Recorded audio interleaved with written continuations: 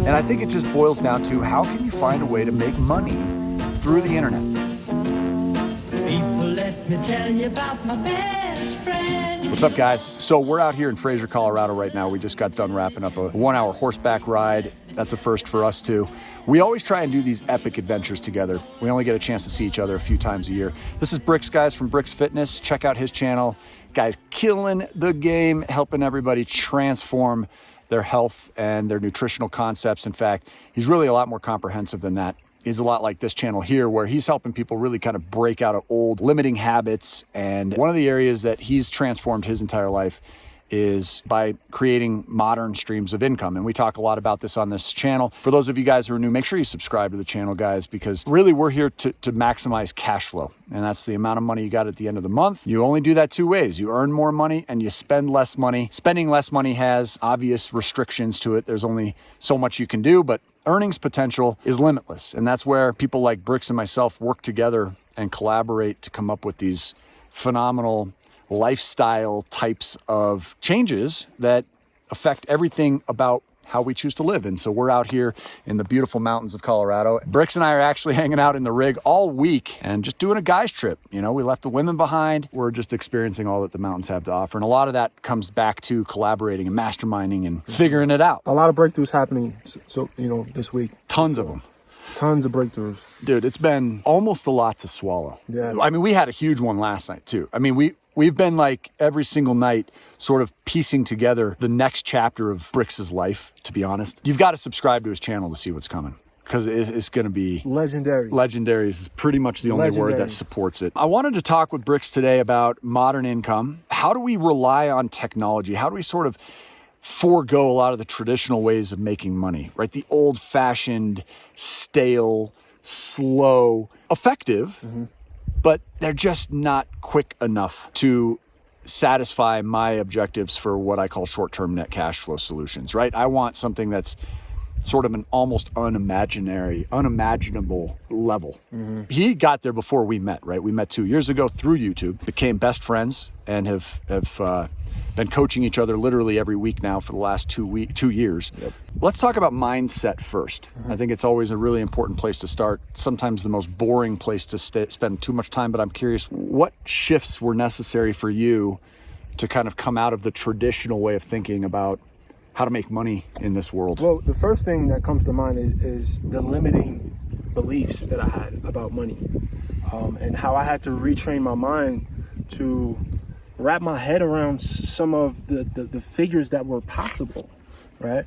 I, like most people, used to think $100,000 was the pinnacle of success. Dude, I talk about that all the time. Yeah. Exactly, me too. Yeah, so, having to rework that bar was a big mindset shift that had to happen for me. And I'm still working through a lot of things, man, because it's 35 years of conditioning that I'm, fighting against, almost not fighting, but trying to untangle and reattach the wires in the place that they should be.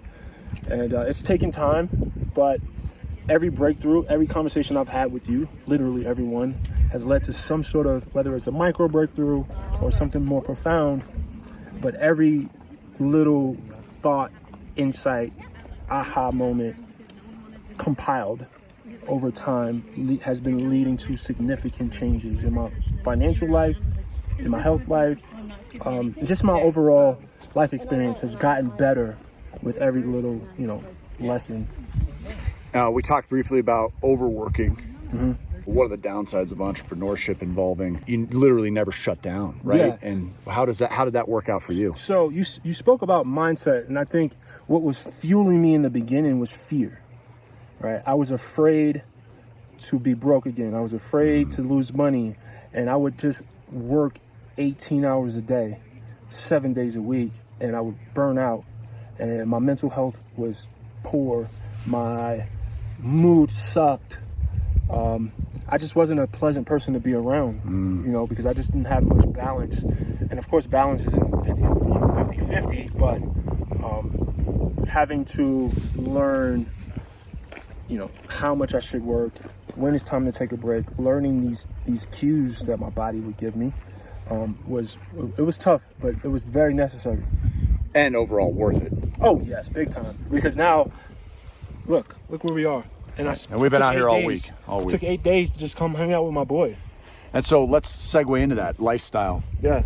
This is what everybody does it for. You know, we're all in this because we have certain ideas about what the perfect life, I call it the magic wand life, right? What would the magic wand life be for you? Freedom is the underlying ingredient, First and foremost, yeah. What has been some of the best lifestyle benefits that have come from putting in the work as an entrepreneur and getting to a point now where you really have the ability to pick and choose how you spend your time, right? Yeah, so time, right, is a big one. But if I back up a little bit and just take it to the simplicity of not having to worry about what I'm picking up in the supermarket and what it costs, you know, that was such a game changer for me to, you know, for that to become my reality, like not having to worry about counting pennies almost like I did most of my life. So that was, you know, that was a big one. And then also just the time freedom and seeing the world, making relationships, traveling. You know, I probably took 30, 40 flights, between 2018, like we were constantly on the go. That was totally new for me. The time freedom, the freedom to just be wherever I want. It's the best feeling in the world.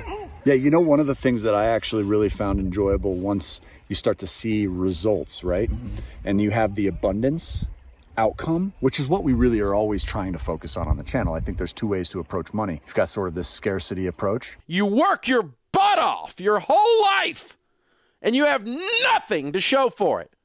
Where you're coupon cutting and you're worried about how do I create the most savings. It's ridiculous. Or you have an abundance approach where there's more than enough and you don't have to worry as much. You can spend your time generating a surplus versus spending your time figuring out how to live within this restriction-based approach, right? Yeah. So I almost like it not having a budget to worry about. And I think it's important to track things, but when there's always way more than you need, you don't have to penny pinch because there's a feeling of necessity behind it. What would you say to somebody that might be familiar with there being outside ways of generating and people like you and me who are sort of living this technology-based life? What would you say to somebody who's aware that it exists but has these mental restrictions that have been holding them back?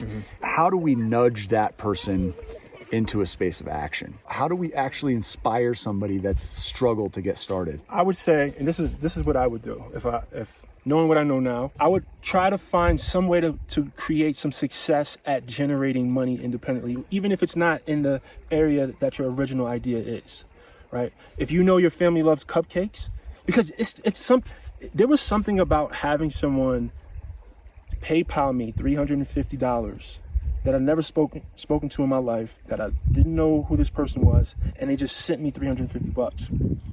It's something about that experience that really created some sort of shift in my mind about what's possible. And I feel like if you can just find a way to experience that, find a way to sell something to a stranger. I think that's genius.